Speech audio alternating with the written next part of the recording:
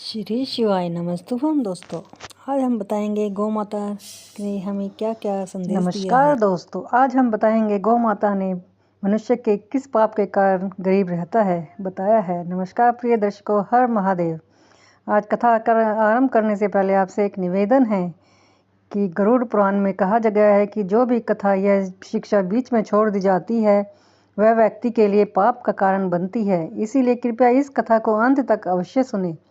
यदि आप एक सच्चे सनातनी हैं और भगवान श्री राम में अटूट आस्था रखते हैं तो अभी इस वीडियो को लाइक करें और चैनल को सब्सक्राइब करें और कमेंट में जय श्री राम लिखकर अपनी समर्थन दिखाएं। तो चलिए प्रिय दर्शकों, बिना किसी विलंब के आज की प्रेरणादायक कथा सुनाते हैं। तो प्रिय भक्तों, आज की कथा बहुत ही हृदय स्पर्शी है। इसमें हम जानेंगे कि गौ माता ने इंसान के कौन से पापों को उसकी गरीबी और दुख का कारण बताया है। साथ ही यह भी जानेंगे कि वह कौन से 3 लोग हैं जिनकी वजह से घर में हमेशा कष्ट और अशांति बनी रहती है।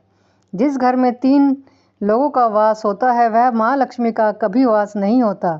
प्रिय भक्तों, एक समय की बात है जब भगवान शिव और माता पार्वती कैलाश पर्वत पर विराजमान थे। शांत और दिव्य वातावरण में दोनों पृथ्वी लोक के सौंदर्य का आनंद ले रहे थे। तो ही माता पार्वती भगवान शिव से कहा, नाथ, हमें पृथ्वी लोक पर भ्रमण किए हुए बहुत समय हो गया है। मेरा मन कहता है कि आज हमें अपना वहाँ जाकर भ्रमण करना चाहिए। भगवान शिव मुस्कुराते हुए बोलते हैं, उमा, तुमने यह सही कहा। हमें पृथ्वी लोक पर जाकर ही देखना चाहिए कि वहाँ क्या हो रहा है। यह कहकर भगवान शिव और माता श्री पार्वती पृथ्वी लोक पर प्रकट हुए और एक सुंदर बगीचे में एक विशाल वृक्ष की छाया में बैठ गए।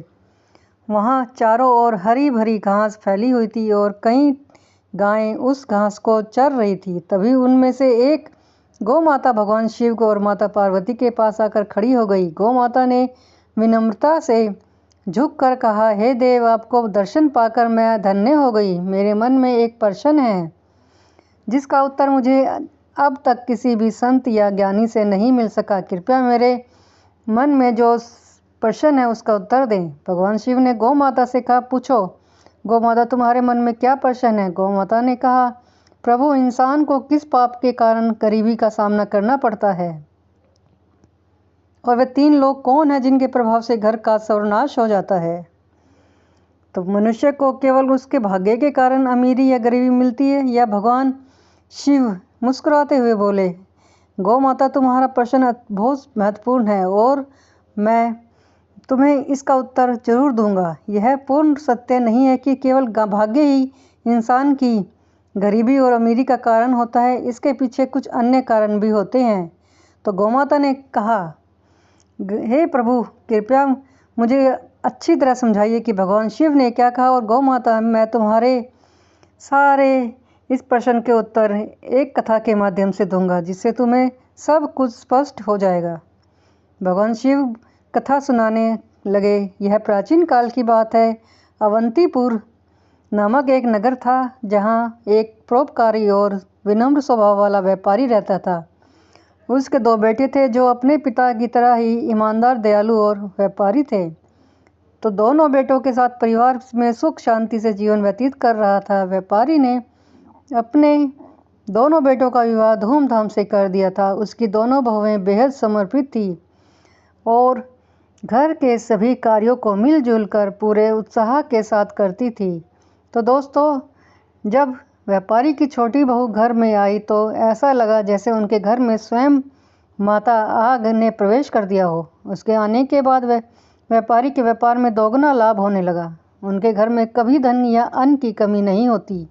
घर का वातावरण अत्यंत शांतिपूर्ण और सौहार्दपूर्ण था। व्यापारी के दोनों पुत्र मिलजुल कर रहते थे और दोनों बहुएं भी आपस में बड़ा प्रेम भाव रखती थी। हर घर कार्य सारा करती और सब मिलजुल कर रहते थे उनका और फिर कार्य करते थे। व्यापारी का व्यापार भी दिन प्रतिदिन उन्नति कर रहा था। एक दिन व्यापारी ने अपने दोनों बेटों और बहुओं को बुलाकर कहा, पुत्रों, जब मुझसे व्यापार का काम संभालना कठिन हो गया, इसलिए आज से उन्हें यह जिम्मेदारी सौंपनी दे पड़ी। पिता की बात मानकर दोनों पुत्रों ने बड़े ही प्यार से बागडोर संभाल ली और व्यापारी को यह देखकर संतोष होता था कि उसके दोनों पुत्र जो प्रेम से रहते थे, दोनों बेटे व्यापार में निपुण थे और दोनों बहुएं भी घर में सुख शांति बनाए रखती थी। यह सब देखकर व्यापारी निश्चित होकर चैन की नींद सोता था। लेकिन दोस्तों, व्यापारी के सुखमय जीवन को देखकर नगर के अन्य लोग उससे ईर्ष्या करने लगे और व्यापारी का जीवन कितना आरामदायक और सुखद है। व्यापार दिन ब दिन उसके परिवार में कोई झगड़ा या परेशानी नहीं होती। यह देखकर नगरवासियों के मन में जलन होने लगी। भगवान शिव ने गौ माता से कहा, हे गौ माता, जैसे एक बड़ी मछली तालाब में छोटी मछलियों को फलते फूलते देखकर भयभीत हो जाती है और उन्हें निगलने की कोशिश करती है, वैसे ही मनुष्य दूसरों की प्रगति देखकर उन्हें देखकर परेशान हो जाता है, जितना प्रसन्न नहीं होता। इससे और उससे उसे अधिक वह दूसरों की तरक्की देखकर बेचैन हो जाता है। एक विद्वान ने ठीक ही कहा है कि मनुष्य अपने दुख से उतना परेशान नहीं होता जितना वह दूसरों के सुख से परेशान होता है। इसी जलन के कारण नगरवासी व्यापारी के प्रति षड्यंत्र रचने लगे। उन्होंने किस प्रकार उसके जीवन को कष्टपूर्ण बना दिया। चाहे नगर के कुछ लोग व्यापारी के कुल पुरोहित के पास गए और बोले, पुरोहित जी, आप यहाँ अभाव में जीवन व्यतीत कर रहे हैं और जो आपका वो जजमान है ऐश्वर्य वैभव भी से जीवन व्यतीत कर रहा है, वह अपनी बहुओं के हाथ का स्वादिष्ट भोजन कर रहा है और आप सुख संपत्ति का आनंद ले रहा है। पुरोहित ने कहा, आप लोग यह सब क्यों कह रहे हैं? आपकी बात का अभिप्राय क्या है? तब नगरवासियों ने बताया, पुरोहित जी, आपको पता है व्यापारी ने आपको आखिरी बार अपने घर कब बुलाया था? अगर वह आपको यज्ञ और पूजा के लिए नहीं बुलाएगा तो आपका आय कैसे होगी? आपका दान को नहीं कैसे करेंगे? यदि वह स्थिति बनी रही तो आप उसके परिवार को भूखा रहना पड़ेगा। पुरोहित ने यह बात सुनकर सोचा, यह तो सच कह रहे हैं। व्यापारी ने बहुत समय से मुझे अपने घर भी नहीं बुलाया और उसका जीवन सुखमय है, और लेकिन मेरा जीवन कठिनाई में गुजर रहा है।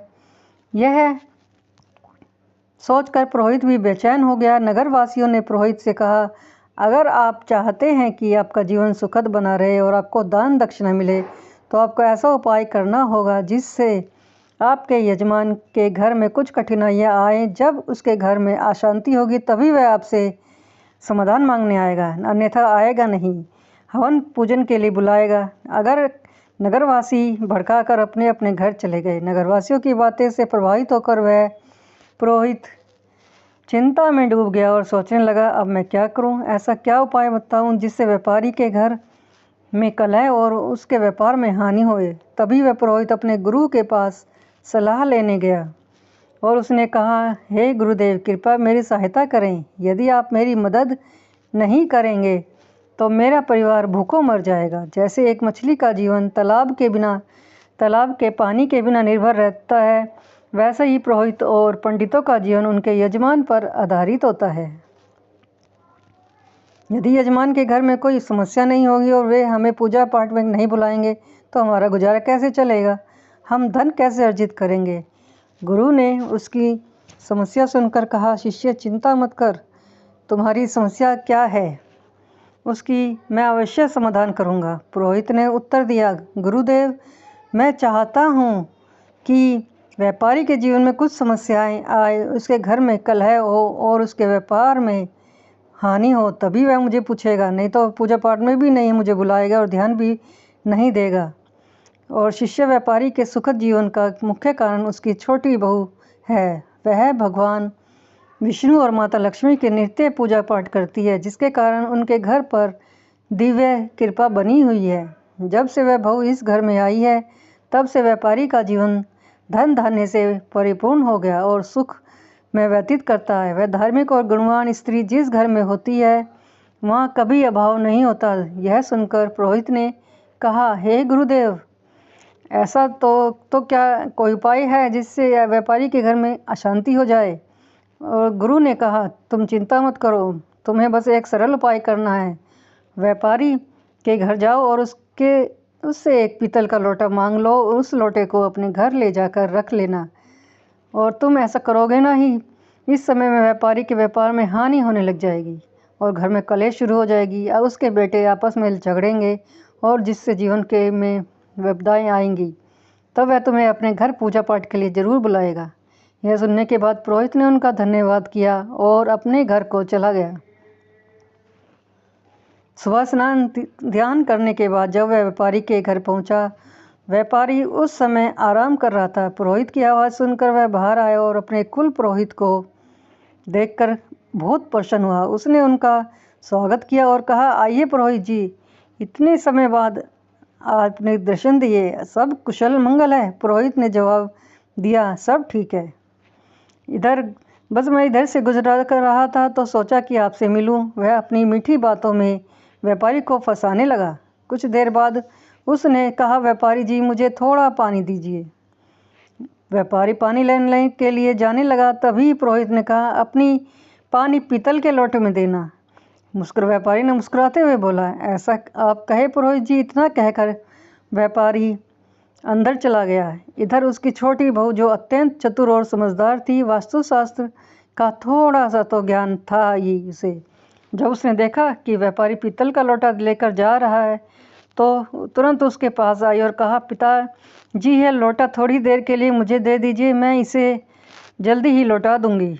व्यापारी ने लोटा उसे दे दिया और छोटी बहू ने उस लोटे का पानी निकाल कर अपनी गौ माता को पिला दिया और फिर उसमें नया पानी भर कर लोटा वापस ससुर को दे दिया। व्यापारी ने वह पानी पुरोहित को दिया और पानी पीने के बाद पुरोहित ने कहा, व्यापारी जी, यह पीतल का लोटा बहुत ही सुंदर है, क्या आप मुझे इसे दक्षिणा में दे दोगे?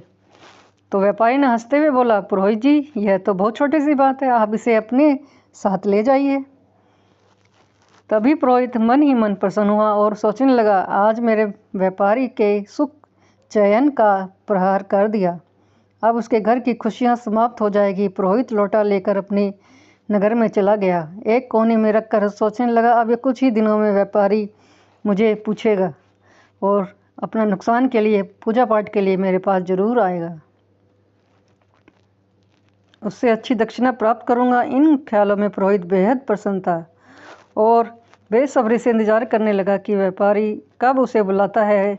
दिन बीतते गए, लेकिन 20-25 दिन हो गए व्यापारी की और यहाँ से कोई बुलावा नहीं आया। पुरोहित थक कर पुनः अपने गुरु के पास गया और बोला, हे गुरुदेव, मैंने आपके निर्देश अनुसार व्यापारी से पीतल का जो लोटा लिया था, लेकिन अब 20 दिन हो गए, वह व्यापारी के जीवन में कोई बदलाव नहीं आया या कोई समस्या नहीं आई। उन्होंने मुझे बुलाया तक कर नहीं, तो इसी जीवन व्यतीत कर रहा था।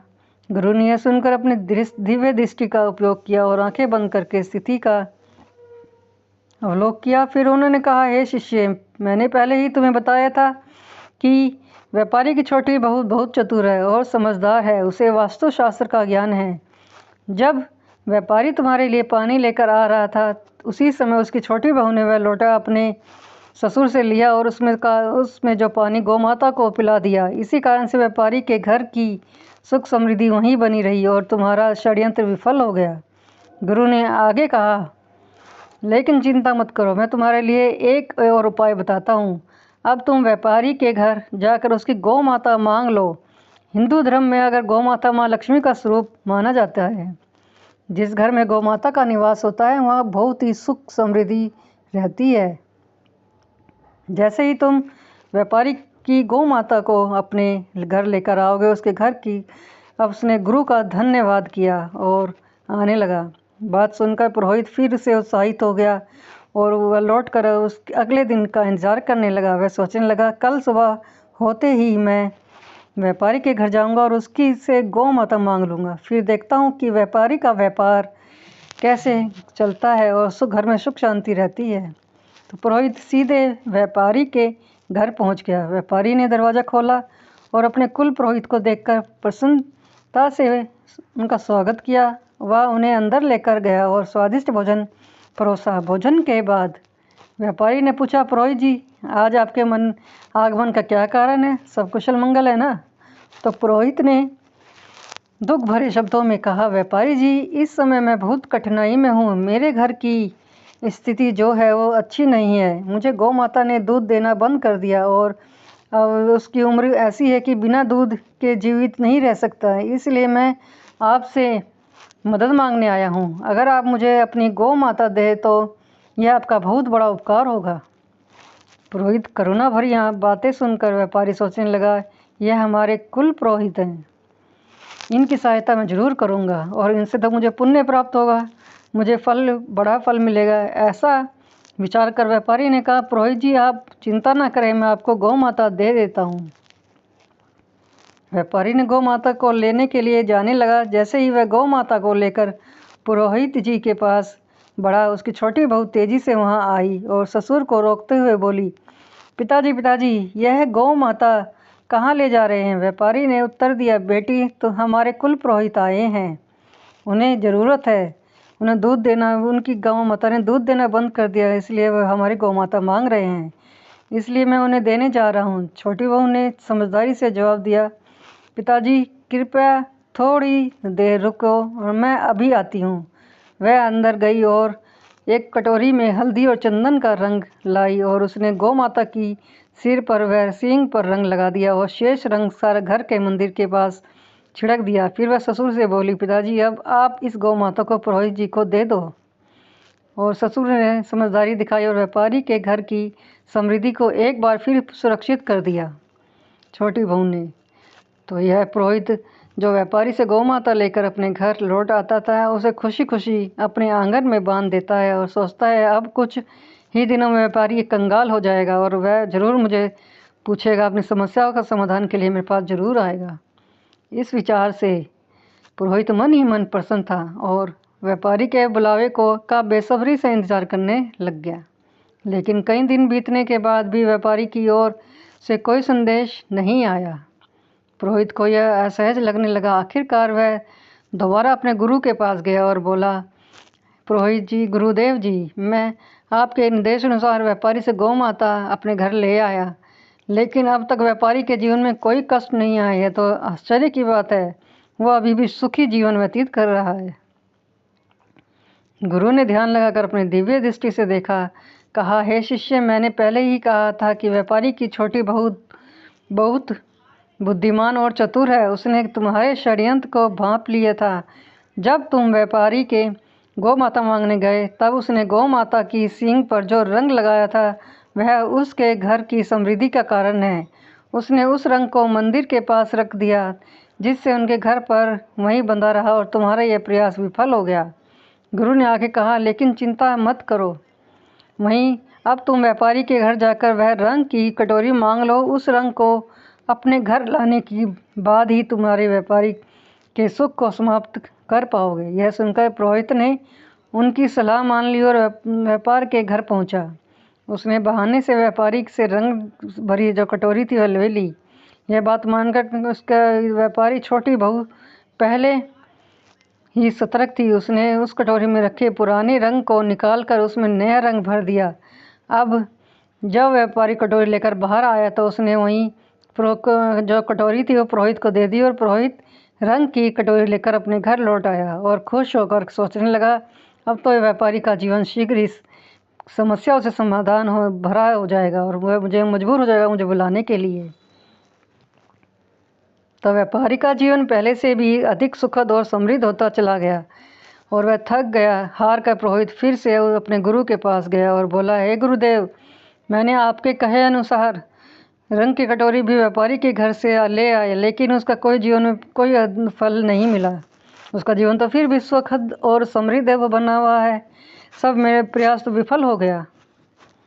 तो गुरु ने अपनी दिव्य दृष्टि से सब कुछ कहा। शिष्य, व्यापारी की छोटी बहू अत्यंत चतुर और दूरदर्शी है। उसने तुम्हारे इरादों को पहले ही समझ लिया और उसने कटोरी में जो रंग निकाल दिया था वह गौ माता को लगाया गया था। इसी कारण उसने कटोरी में वहीं रख दी और सुख समृद्धि अब भी उसके पास है। जब तक वह छोटी बहू व्यापारी के घर में रहेगी तब तक तुम व्यापारी का कुछ नहीं बिगाड़ सकते। तब तुम्हें किसी भी तरह की से छोटी बहू को व्यापार के घर के से बाहर करना होगा, तभी व्यापारी के जीवन में कष्ट आएंगे।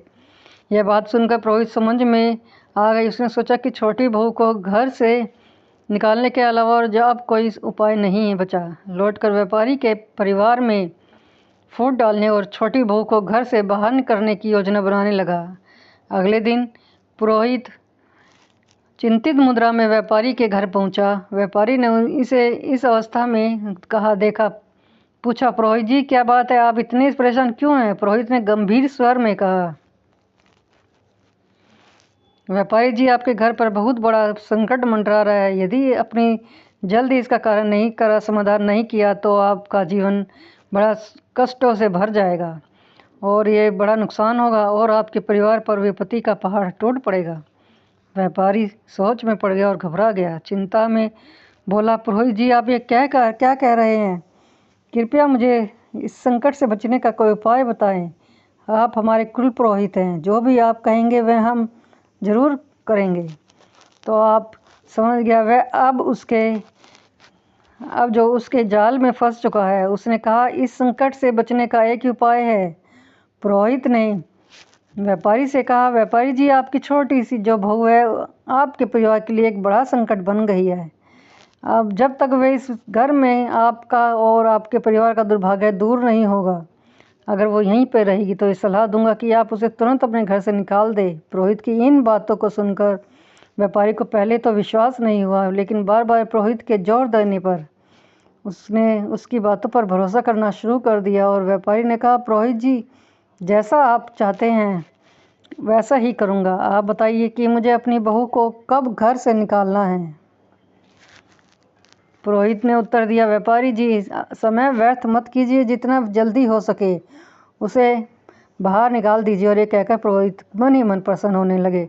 उसने घर लौट गया और उसे व्यापारी इसी स्थिति में अत्यंत उदास हो गया और वह सोचने लगा, मेरी छोटी बहू तो बहुत ही अच्छी स्वभाव की है। वह न केवल मेरी सेवा करती बल्कि पूरे परिवार का ख्याल भी रखती है, तो मैं उसे कैसे निकाल सकता हूँ? और यह विचार करने लगा, यदि मैं उसे परिवार के लिए संकट है मेरे, तो मुझे इस कठोर निर्णय को लेना ही होगा, क्योंकि मैं अपने परिवार को किसी विपत्ति में नहीं डाल सकता।